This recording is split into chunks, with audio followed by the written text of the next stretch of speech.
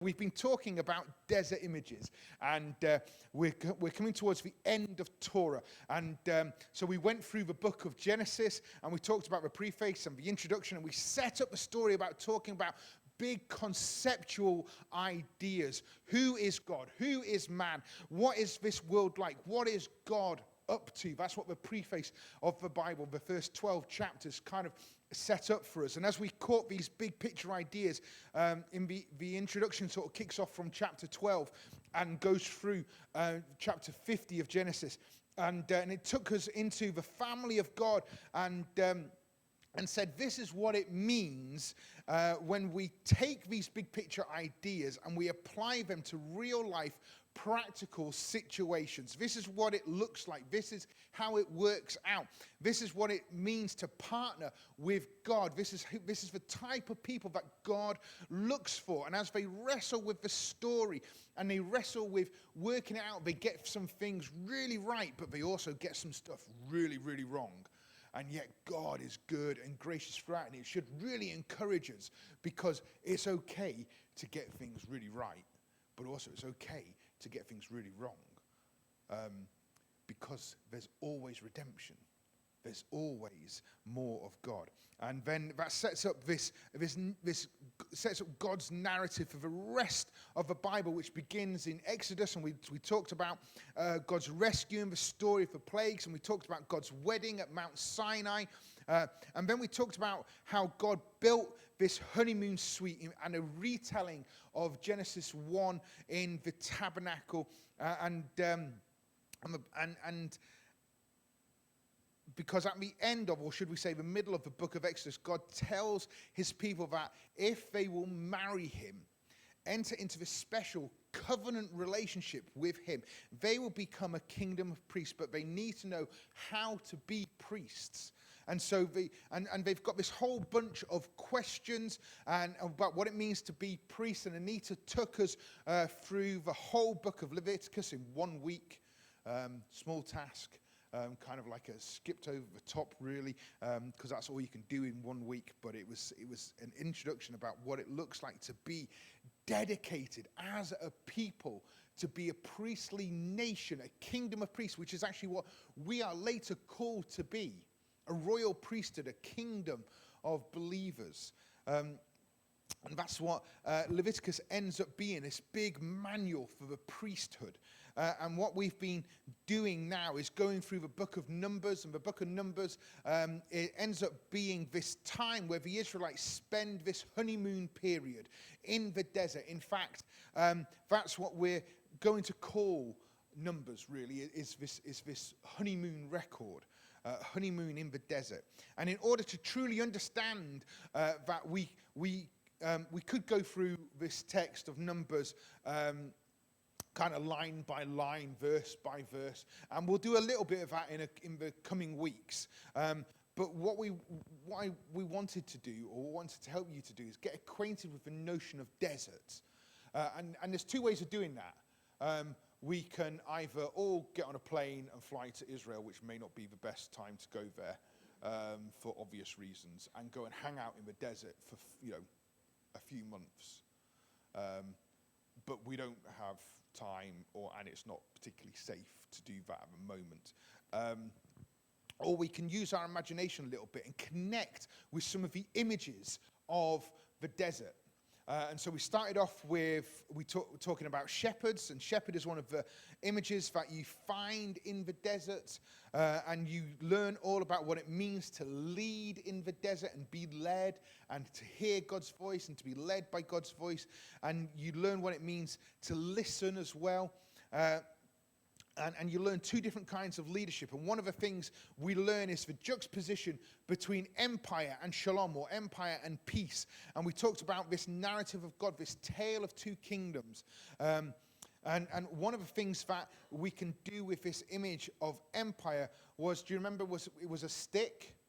Do you remember that? We're talking about the stick. And we can remember empire and Pharaoh ruling with a stick and beating us over the head. And actually, if we think about this is what the world still does in a very subversive and sometimes subtle way.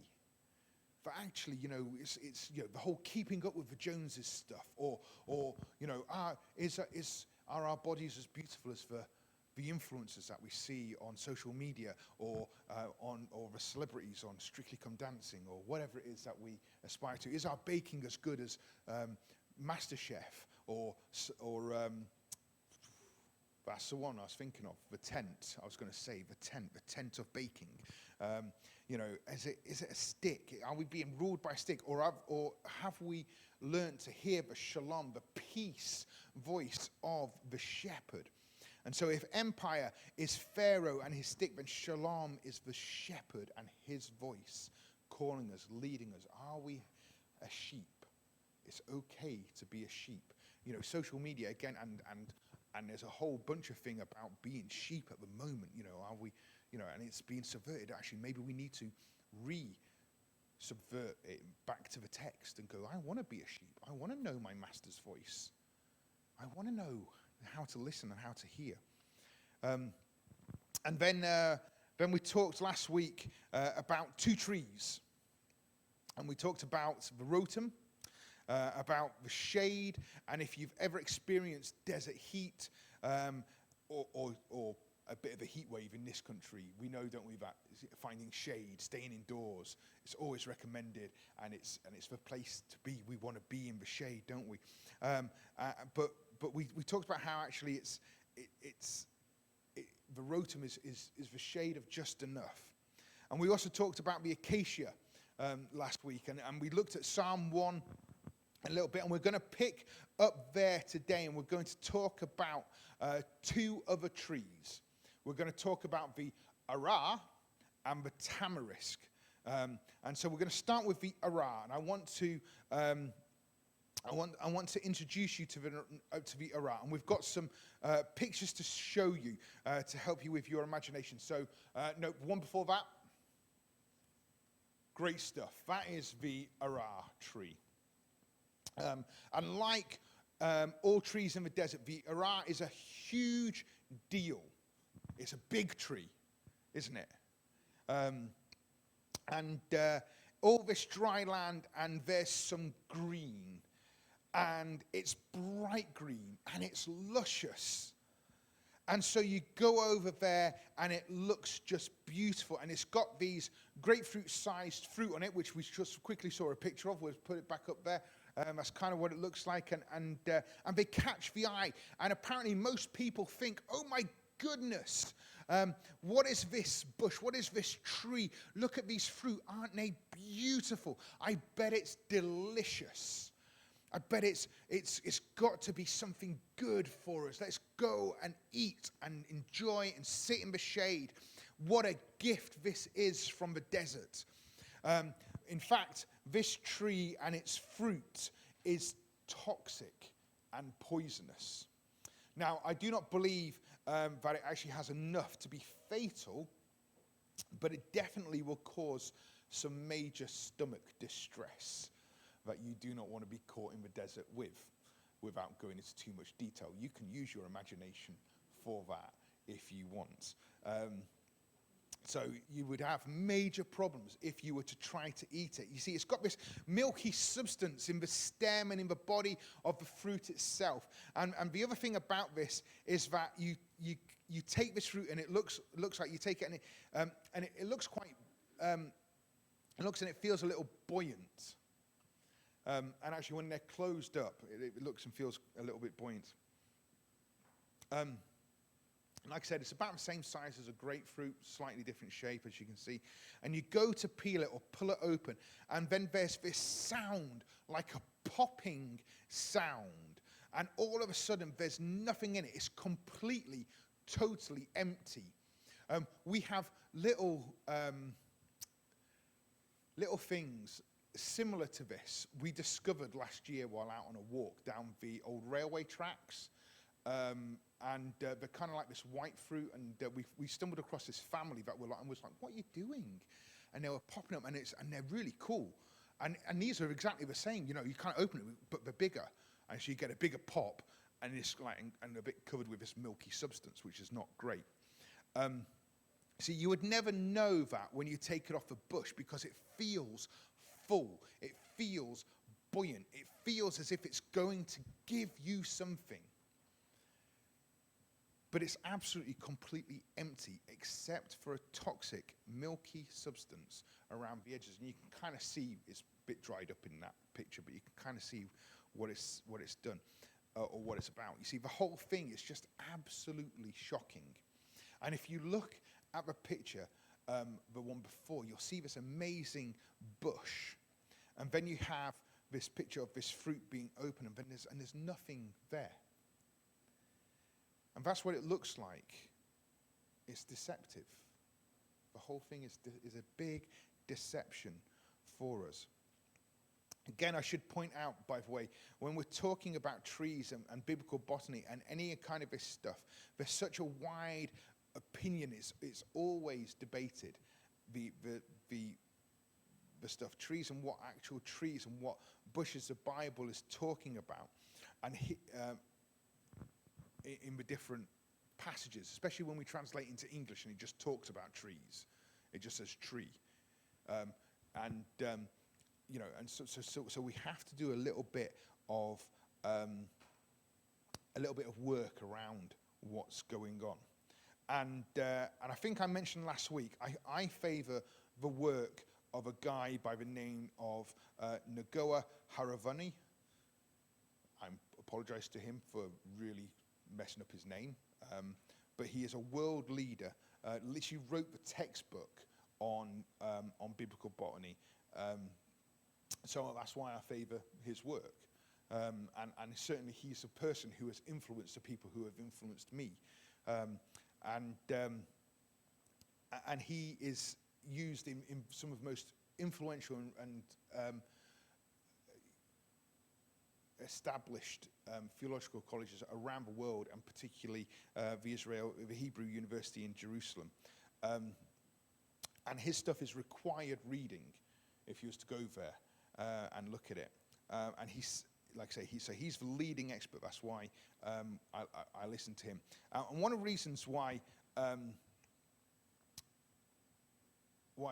listen to him, and one of the reasons he believes that this is the Ara, and not another tree that comes up in the Bible time and time again when it's talking about trees that are empty, trees that are deceptive, is it shows up in the prophet Jeremiah in chapter 17. And this is what it says in English, not in Hebrew. It says this. It says, "This is what the Lord says." So this is chapter 17 of Jeremiah. He says, "This is what the Lord says. Cursed is the one who trusts in a man who draws strength from mere flesh, whose heart turns away from the Lord. That person will be like a bush in the wastelands. They will not see prosperity when it comes. They will dwell in the parched places of the desert, in a salt land where no one lives."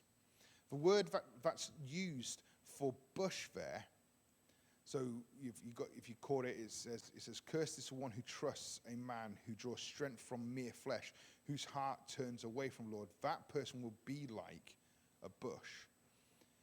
The word there is ara, ara, A-R, ara, ara, and it's how a lot of people translate it, the ara, bush. We just say bush or tree in English, but it's actually the ara. So he will be like an ara in the wastelands. They will not see prosperity when it comes. They will dwell in parched places of the desert, in a salt land where no one lives. So let's finish the verse, and this is going to sound familiar from last week. It's almost going to be a carbon copy, or at least very similar, if not, it's not quite verbatim, but it's going to sound very similar to Psalm 1, which we looked at last week with the acacia. It says this, it says, "But blessed is the one who trusts in the Lord, whose confidence is in him. They will be like a tree planted by the water, that sends its roots down by the stream. It does not fear when heat comes. Its leaves are always green. It has no worries in a year of drought, and it never fails to bear fruit." That sounds like the acacia tree, doesn't it? An acacia tree doesn't worry. We discovered last time, didn't we, that acacia trees don't worry about drought. They can go, there we are, they can go 10, 12 years without water, and then water comes and they burst back into life and they produce their fruit. And what are they, do you remember what they're called? How the Bedouins and how everybody refers to them? The gift of the desert. And you'd think, you'd look at that and you'd go, how on earth is that a gift? That's just dry twigs. Surely the ara is the gift that's, green all the time and produces fruit, doesn't need a lot of water, whereas the acacia. What I love about that, and what I totally think Nagoa Haravani, as a different pronunciation to what I used earlier, is completely right here, is that he identifies these two trees in this passage in Jeremiah, and it's a juxtaposition. They offset one another. The ara with the acacia, they are opposite ends. And Jeremiah is talking about two different types of people using trees as the explanation. And one person trusts in man, trusts in the power and strength of their own flesh. They don't trust in the Lord. They turn away from the Lord and they trust in what they're able to do and what they are able to produce. And the other person trusts in God. They trust in the Lord, not in what they can do and produce, but in what God can do. And Jeremiah connects them to these two trees. And I think the connection is brilliant because the first one will be like an ara, and the second one will be like the acacia. And the thing about this bush, the thing about this tree, and the thing about the person that trusts in man, they look good on the outside. Quite often. You can look and go like, oh, they're successful. That's what I want to be like. They appear to have it all together. And I don't know if we ever look around us and we think, I'm going to try and walk the path of God. And where it seems like everybody who mocks the path of God seems to have it all together. It was really interesting hearing some of the conversations between, those young people from the States and young people in all sorts of different schools and from all sorts of different backgrounds who had never encountered God before, who'd never heard the gospel, and like some of the questions which they had, and you kind of look and you kind of go like, oh, maybe they've got it all together, but they've it's a little bit of digging, you can start to see the insecurities. See, Jeremiah says that the one who trusts in flesh, he's like an ara bush. He looks amazing on the outside, but inside they are just full of death and toxic emptiness. Now, however, the one who trusts in the Lord is like an acacia tree. And if you remember what we talked about last week, the acacia tree can look dead and dry and forgotten. But then when the rain falls, it bursts to life. See, I love Jeremiah's juxtaposition here because you have the ara bush. And we can point to them in our society, we can point to them in our friend groups, we can point to them in our families and all sorts of stuff. But on the inside, there's nothingness. Then you have the acacia, which looks like it's dead, and yet deep inside, life is breathing. It has everything it needs. And do you know what? It's a gift to the desert. It's a gift to the desert. And that's what we're called to be. When we trust in God, we become a gift to the desert. When you understand the trees of the desert, then these passages lift off the page way more than they ever did before. And I love Jeremiah's usage here. So that's the ara. those who trust in themselves over God. And the last tree, the fourth tree we want to talk about is a tree called the tamarisk.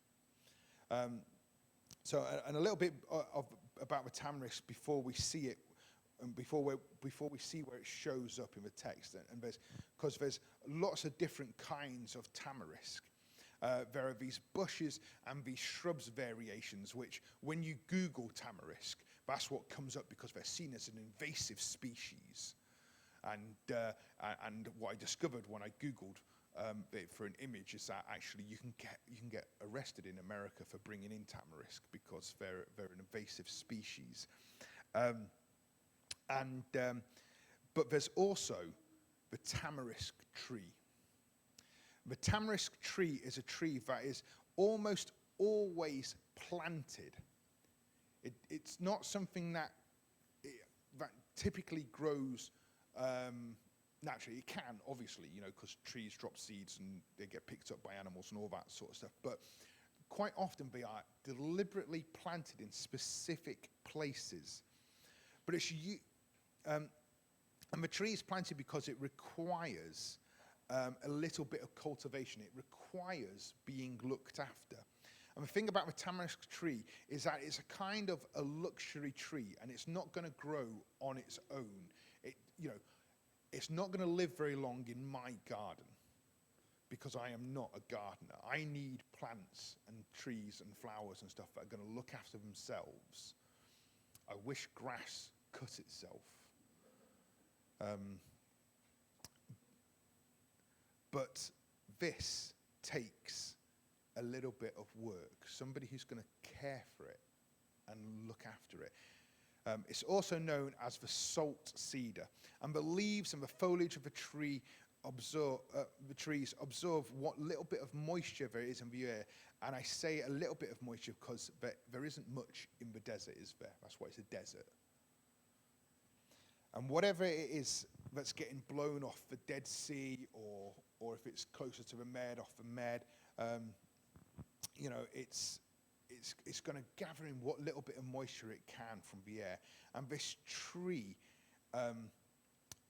takes whatever it can out of the air and puts it out into its shade. And I've read that the shade of a tamarisk tree is about 15% cooler than any other tree because it's got its own kind of air conditioning. And I don't know exactly what that means, but the shade is significantly cooler in a tamarisk tree than any other tree in the desert. It's a luxury tree. And whatever I'm trying to communicate by that, but it's not a tree that you're going to happen upon by accident. It requires work. And the other stunning thing about the tamarisk tree is that it takes 80 years to grow. Can we put up the picture, please? So there we are. So that's a tamarisk tree. See, the lifespan of a tamarisk to get to full height and full maturity is 80 years, which means what? Well, if I was to plant a tamarisk tree, I'm not planting that for me, am I? I'm maybe not even really planting it for my children. One of the things that the rabbis teach is that the tamarisk tree shows up significantly in rabbinic discussions. You plant a tamarisk tree for your grandkids. They're the ones that are going to truly enjoy the work and cultivation of a tamarisk. You don't plant a tamarisk for yourself. You will never see the fruit of that labor. You do it for other people. You do it for the generations to come.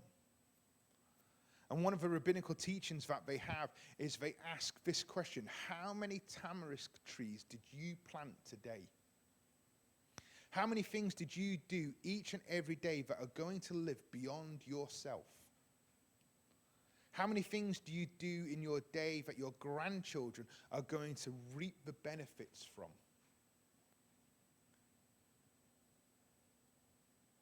Now, I find that a real challenge because deep down I'm rather selfish. And I've got Tilly and Caleb, and I can deal with them, and make sure that they're good and they're sustained. But actually, the idea of grandchildren terrifies the life out of me.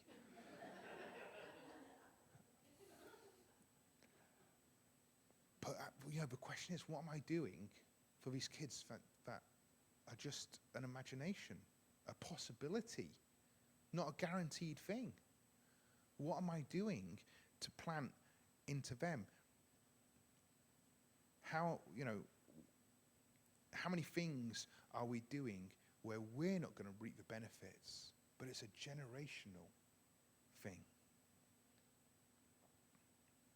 A few weeks ago, we talked about spiritual disciplines. And when we do these things and when we give our life to them, and to even think about the acacia tree and someone to meditate on this text day and night and day and all that sort of thing, which is what the acacia does and then springs into life and all that sort of stuff.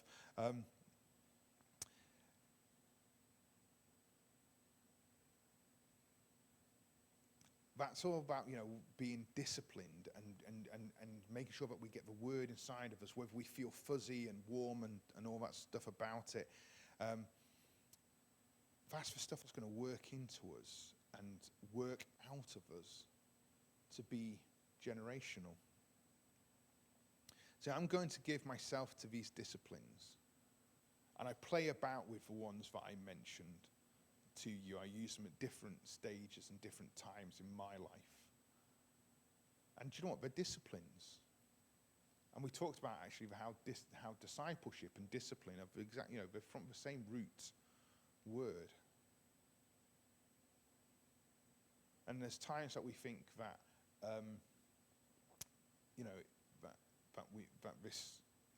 our growth, our spiritual growth, should just be really easy all the time. But we need to put the work in, and we need to be disciplined. And if you remember, I likened it to being down at the gym. And if I'm honest, this past week, with everything that's been going on, it's been a real point of discipline. And I got to, I think it was Thursday morning, and my alarm went off for me to go to the gym. And it was cold, and I put my foot out, and I thought, I'm just too tired. And I didn't, hand on heart, I didn't go. And then Friday turned around, and my alarm went off, and I thought, I'm still too tired. And I stuck my foot out again and thought, it's even colder than the day before. I mean, it wasn't that cold, but it was enough to put me off. But I thought, if I don't go, if I don't enact this discipline, then I'm running a risk of creating a new habit of not going. And it's the same with the spiritual disciplines, about reading your Bible, about prayer, about meditating on word, about scripture memory, all the stuff that we talked about. There are times where you kind of look and you go like, this is hard. I don't feel like it today. But part of being a disciple is sometimes just taking up. We're asked to take up our cross. Spending time with God, how's that taking up our cross? Well, it's not really, is it? Anyway, it's about creating space. Creating space for God, because I know that actually when I do that, when I create that space, He's going to fill it. He's going to rush in. He's the God who runs in. He's a God who runs to us. See, what are the things that you've done for your grandchildren? How are they going to benefit from it? That's the idea of the tamarisk tree. How many tamarisk trees did you plant today in your life, in the lives of those in your family, in your friend groups? So much of what we do do day in and day out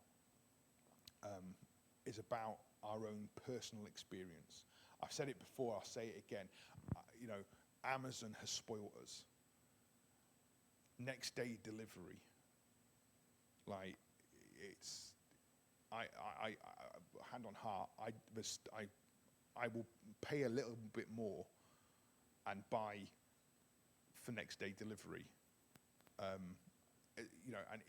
Even if next day delivery is wrapped up into the price, and I think, I've got to pay extra for next day delivery, I'll just buy the thing that's a little bit more expensive and next day delivery comes free, because that's the mindset nowadays, and it kind of spoils us. Because everything's on tap, everything's instant.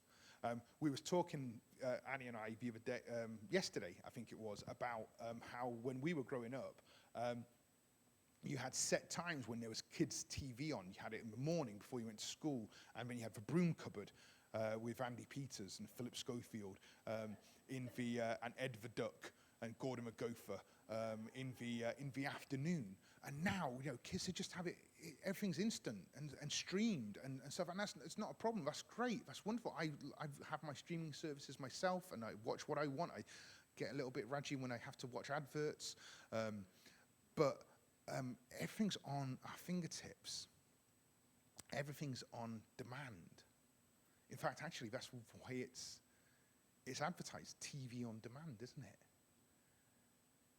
And so it's all about ourselves.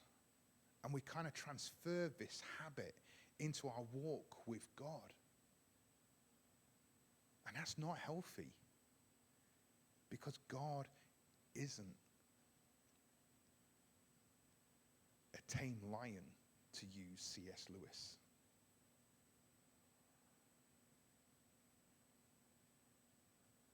See, I need to ask these questions. What am I really doing in my own walk with God to plant, not for me, not even for my kids, but for the generations to come later on?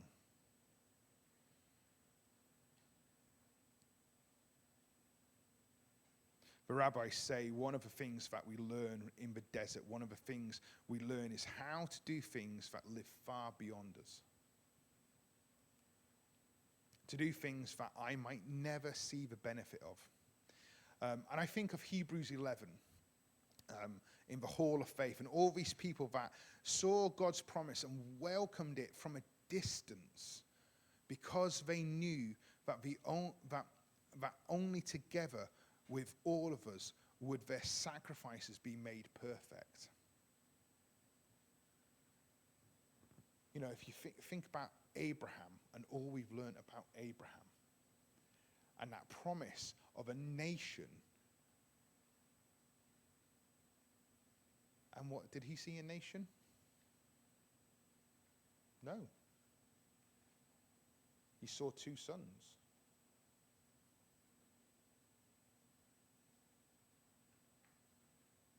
You can go right through the patriarchs up until Joseph. Joseph didn't see a nation. Joseph was in Egypt. And then they saw 400 years of slavery. They were oppressed. And yet they kept building. And that is the tamarisk tree. One passage that talks about this is a simple little passage that we've read already, and we kind of sometimes we pass over, and it's from Genesis chapter 21. It's at the end of chapter 21, and it's Abimelech and Abraham. And Abimelech and Abraham are making a treaty, and at the end of the story, the last few verses say this. It says, after the treaty had been made at Beersheba, and Abimelech and Pihol, the commander of his forces, returned to the land of the Philistines, Abraham planted a tamarisk tree in Beersheba, and there he called on the name of the Lord, the eternal God, and Abraham stayed in the land of the Philistines for a long time. And what I love about that is that we would never read without studying the tamarisk tree, is that Abraham plants a tree that speaks of intentionality and generational impact. All we read in English is he plants a tree.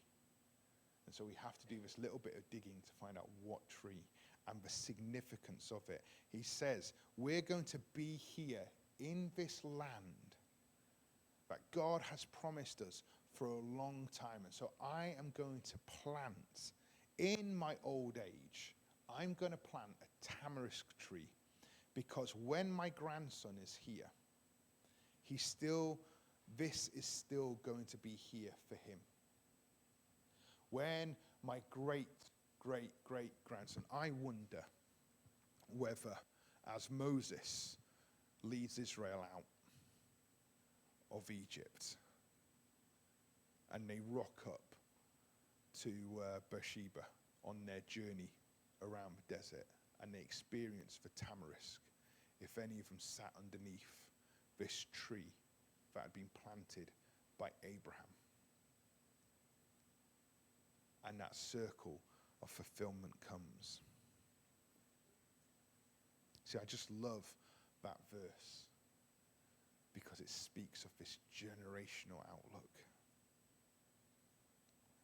So there's our 2 trees for this week, the 4 trees of the desert, the rotum of just enough, the acacia of hidden life springing forth when it rains, when God moves, the ara of deception, and the tamarisk of generational thinking and blessing.